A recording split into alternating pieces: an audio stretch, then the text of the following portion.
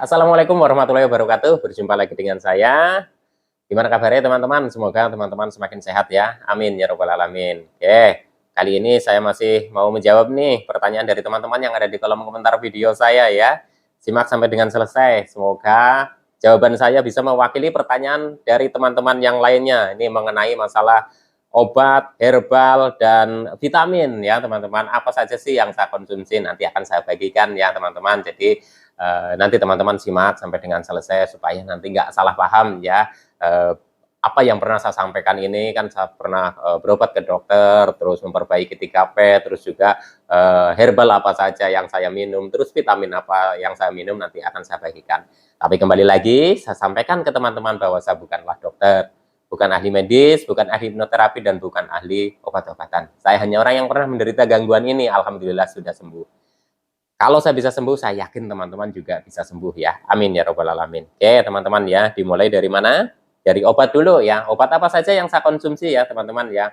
Ini kembali lagi untuk masalah obat ya teman-teman, saya tidak bisa sebutkan mereknya karena memang obat yang dikasih ke saya adalah resep dari dokter. Jadi kalau teman-teman menanyakan obat ke saya, obat asam lambungnya apa gitu ya, teman-teman sebaiknya konsultasikan dulu dengan dokter ya, supaya nanti dokter bisa memeriksa, nanti diagnosa dokter seperti apa ya, nanti kan resep obatnya akan disesuaikan ya teman-teman ya. Tapi pada dasarnya ya saya minum obatnya itu juga memang obat untuk asam lambung ya. Mungkin dari dokter-dokter sebelumnya ada perbedaan di merek saja ya teman-teman. Kalau sebelumnya saya konsumsinya obat-obat untuk asam lambung yang generik ya, saya di sini karena saya itu berobatnya itu lewat umum dan saya itu ke klinik dokter spesialis dalam ya, karena ada klinik sendiri ya di rumahnya, terus ada apoteknya juga gitu ya. Saya dikasih obat. Waktu itu saya memang, "Dok, kalau ada obat yang lebih bagus, kasih yang lebih bagus aja dok," gitu ya. Saya dulu karena ya gimana ya, untuk penderita gangguan asam lambung kan pengen cepat-cepat sembuh, kalau bisa ada obat yang bagus gitu ya, pasti ya minta yang bagus ya. Akan tetapi ya pada saat prosesnya juga memang harus bertahap ya, harus sabar gitu ya teman-teman. Waktu itu saya dikasih obatnya untuk obat asam lambung itu yang paten ya teman-teman ya. Dan untuk jenis obatnya ya jenis obat asam lambung itu ya teman-teman ya, banyak sih macamnya, tapi kenapa ya saya nggak bisa sebutkan di sini, takutnya saya salah menyebutkan dan nanti teman-teman itu hanya beli sendiri tanpa sepengetahuan atau tanpa pengawasan dari dokter, takutnya nanti malah hasilnya jadi tidak maksimal ya teman-teman. Jadi untuk obat-obatan sebenarnya sama ya untuk obat asam lambung, cuma mungkin mereknya saja berbeda, tergantung kondisi kita masing-masing ya teman-teman ya. Jadi jelas ya di sini ya. Jadi yang menanyakan obat ke saya, sebenarnya obatnya mungkin bisa sama dengan teman-teman, sebenarnya obat-obat untuk asam lambung ya teman-teman. Nah waktu itu memang saya itu ada sedikit peradangan di lambung ya, ada iritasi gitu ya.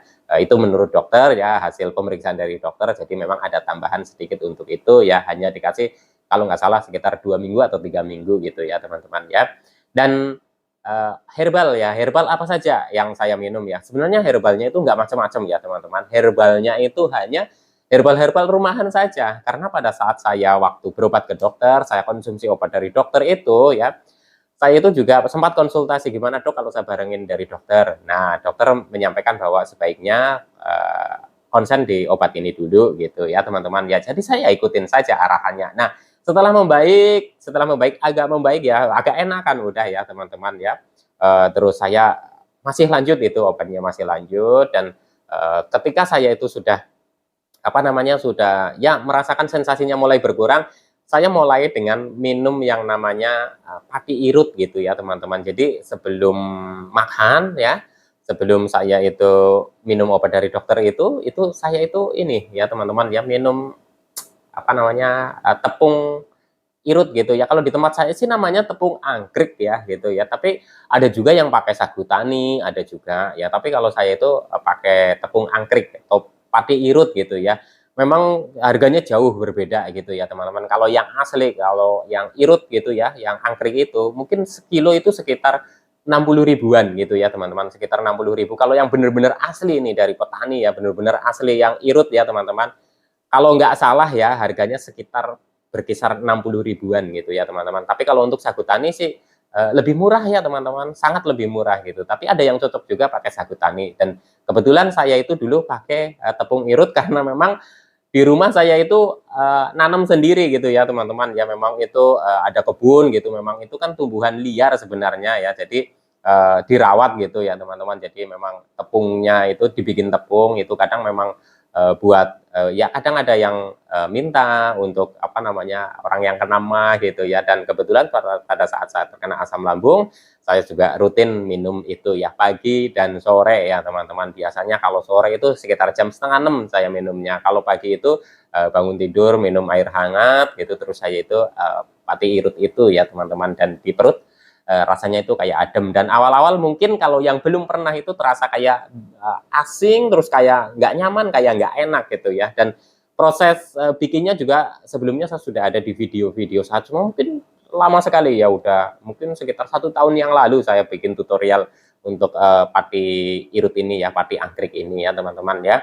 Nah itu saja ya teman-teman. Nah kalau madu apakah minum? Saya minum ya teman-teman ya madu. Jadi kalau madu saya minum itu apa namanya, madunya itu madu yang biasa sih ya teman-teman. Saya biasa beli di apa namanya, Indomaret atau Alfamart, itu madu biasa, saya nggak madu yang apa namanya, yang strong gitu, yang dari hutan gitu, yang katanya kan memang ada yang bagus juga gitu ya. Tapi yang saya minum ya saya harus jujur gitu ya teman-teman, saya madu biasa saja gitu. Jadi kalau bikin padi irut itu kadang saya campurin bukan pakai gula tapi kadang pakai madu gitu. Ya saya jujur aja, saya sampaikan ke teman-teman itu apa namanya, madunya madu biasa ya. Terus kadang ada yang ngasih gitu ya, saya tanya dulu gitu ya, ini madu hutan atau madu apa gitu. Karena kalau yang terlalu strong ya, saya pernah nyicipin yang terlalu strong itu mungkin nggak cocok di saya gitu ya teman-teman, mungkin terlalu strong gitu ya. Jadi kalau ada yang ngasih juga enggak, ini madu lebah biasa gitu, apa namanya, hasil ternakan. Saya cicipin dulu, oh ya enggak terlalu asem gitu ya, gitu. Saya itu apa namanya, coba bikin dulu dikit gitu ya. Jadi madu juga saya minum ya teman-teman. Nah terus ada yang tanya nih, kunyit minum nggak mas? Atau temulawak minum nggak mas nih? Kan karena banyak sekali penderita gangguan asam lambung yang cocok nih ya minum kunyit. Nah kebetulan ya beberapa kali saya coba ya, untuk saya ya teman-teman ya, untuk saya itu nggak cocok ya teman-teman. Habis minum kunyit itu rasanya malah wah keringat dingin keluar, udah gitu terus pusing gitu ya, bener-bener pusing. Mungkin waktu itu saya berpikir wah mungkin ini efek cemas saya aja gitu ya. Saya coba lagi ya teman-teman, dan seperti itu lagi, akhirnya saya stop gitu ya teman-teman ya. Jadi kalau teman-teman mungkin yang cocok, ya itu bagus sekali, karena dokter juga sebenarnya kunyit itu bagus gitu ya, kalau yang cocok itu bagus ya teman-teman ya. Jadi kebetulan saya itu nggak cocok gitu ya, jadi saya pakai pati irut itu ya, jadi agak adem gitu ya. Kalau yang cocok dengan kunyit, ya itu alhamdulillah ya teman-teman, karena kunyit kan di sekitaran rumah kita termasuk banyak ya, maksudnya di sekitaran rumah, kalau orang di kampung itu kan kadang juga ada ya di kebun kunyit gitu ya, kencur gitu ya. Ya kalau untuk yang orang kota ya biasalah di tukang-tukang sayur juga banyak, dan harganya juga murah gitu ya teman-teman ya. Itu kunyit itu saya kalau kunyit itu memang nggak cocok, tapi semoga saja teman-teman itu cocok gitu ya. Nah kapan saya minum herbalnya ya teman-teman? Kalau untuk apa namanya, yang padi irut gitu ya, terus madunya itu memang saya itu pas pada saat pengobatan itu ya teman-teman, pas pada saat pengobatan itu memang saya barengi itu seperti itu ya, pagi dan sore ya. Tapi kalau obat-obat herbal yang lainnya gitu ya teman-teman ya, saya itu dulu pernah mencoba ketika saya itu sudah putus obat dari dokter ya teman-teman. Saya sudah mencoba itu kalau saya bilang sih, kalau ini apa namanya, kalau di Jawa itu apa ya, ya rempah-rempah gitu ya teman-teman ya, rempah buat kayak buat jamu gitu lah. Saya nggak tahu bikinnya dari apa aja, tapi di situ itu ada kayu manis, terus ada apa namanya, apa secangnya gitu ya, itu apa namanya, pokoknya ada gitu ya teman-teman ya. Itu saya memang coba gitu minum gitu ya. Kadang apa beras kencur gitu saya juga minum ya teman-teman, setelah apa namanya, setelah saya sudah putus obat dari dokter. Dan saya juga kadang masih mau penasaran ya, masih mencoba kunyit untuk apa namanya ya, katanya kan baik ya itu buat jamu gitu ya. Minum dikit gitu nggak ada efek, tapi kebanyakan dikit ada efeknya gitu. Jadi mungkin saya tipe yang nggak cocok sama kunyit ya teman-teman ya. Tapi kalau jamu kayak beras kencur gitu ya, kalau madu itu masih minum ya teman-teman ya, termasuk cincau hijau gitu ya, karena di rumah juga ada nanam sendiri cincau hijau itu kan di sini itu adem gitu ya teman-teman. Jadi herbalnya ya herbal-herbal yang biasa ya, bukan herbal yang saya harus beli apa namanya di toko herbal, terus pil-pil herbal dan lain-lain, itu tidak ya teman-teman. Saya hanya herbal-herbal rumahan saja. Nah, setelah itu saya sudah apa namanya konsumsi apa namanya obat, terus saya juga dibarengin dengan herbal-herbal yang seperti itu ya. Terus saya juga tetap memperbaiki yang namanya 3P konsisten gitu ya teman-teman ya. Terus untuk vitamin ya, nih akan saya bagikan nih vitamin ya. Jujur saya minum vitamin adalah B kompleks ya teman-teman ya, B kompleks. Kalau teman-teman nanya mereknya ya saya sebutkan saja. Saya nggak endorse segini ya teman-teman ya, saya tidak promosi, tapi memang apa yang saya minum. Jadi memang ini kan pengalaman saya ya. Jadi yang saya minum adalah vitamin B kompleks itu Nutrimax ya, Nutrimax yang warna hijau itu botol itu. Memang pada saat beli pertama biasanya ditawarin ini ada vitamin D, ini dan sebagainya. Tapi pada saat itu memang ya saya tahunya itu B kompleks gitu ya. Itu kan bagus untuk apa namanya penderita gangguan lambung gitu ya, teman-teman ya. Jadi saya itu pakai B kompleks dan saya minum itu di hari pertama, kedua, ketiga seperti tidak ada efek gitu ya teman-teman ya. Jadi malah kayak kerasa aneh, kerasa kok kayak gini ya, kok kayak gini ya. Tapi setelah beberapa hari ke depan kok rasanya malah nggak minum vitamin itu ya, kok terasa beda gini. Setelah minum lagi, oh berarti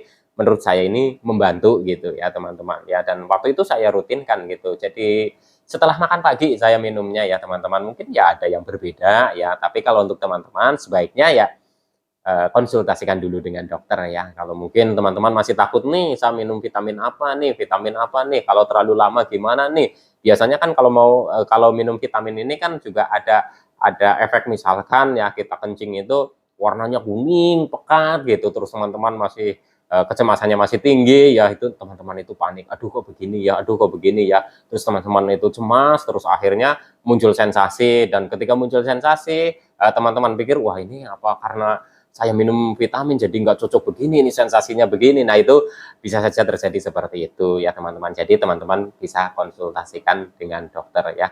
Kalau vitamin-vitamin yang lainnya selain B kompleks ya teman-teman, ya tetap aja ya namanya untuk makanan yang kita makan itu kan juga banyak yang mengandung vitamin, ya kita imbangin saja. Buah-buahan tetap makan ya teman-teman. Saya pir makan, apel yang manis makan, pisang yang cocok saya adalah pisang kepok, pisang apa namanya, kalau di kampung itu pisang sabak namanya ya, kalau di tempat teman-teman di daerah teman-teman itu mungkin namanya bisa saja berbeda ya. Dan itu kadang dikukus, kadang juga dimakan yang mateng gitu ya. Dan kalau misalkan ngukus pun biasanya kalau terlalu matang, ngukus bisa asem. Nah, kalau asem biasanya saya kurang cocok gitu ya. Tapi kalau belum matang banget gitu ya, masih kuning-kuning, itu malah manis gitu. Jadi kadang ngukus pun itu juga kadang kita harus tahu nih, pisang kepok ini udah terlalu matang enggak? Kalau terlalu matang biasanya dikukus agak asem gitu ya teman-teman. Terus ya apalagi ya melon saya makan cuma kadang jarang ya. Terus alpukat juga waktu itu saya jarang ya teman-teman, alpukat jujur aja saya jarang, walaupun ada yang beberapa yang menyampaikan bahwa alpukat itu bagus, tapi saya jarang. Jadi kayak timun, bengkoang, terus apa pir ya, apel yang manis itu ya, pokoknya yang manis ya teman-teman ya.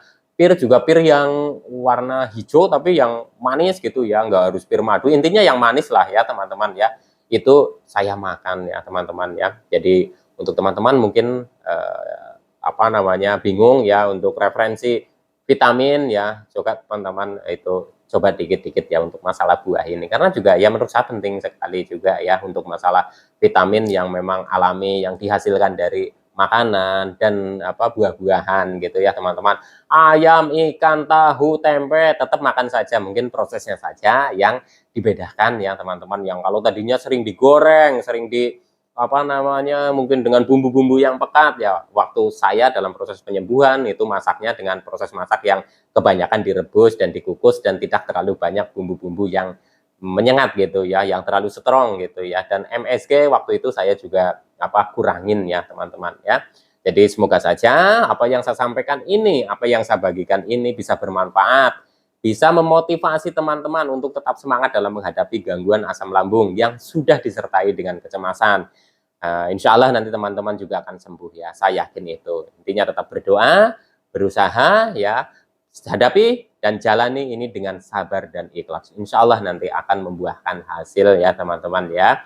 Tetap semangat ya. Wassalamualaikum warahmatullahi wabarakatuh.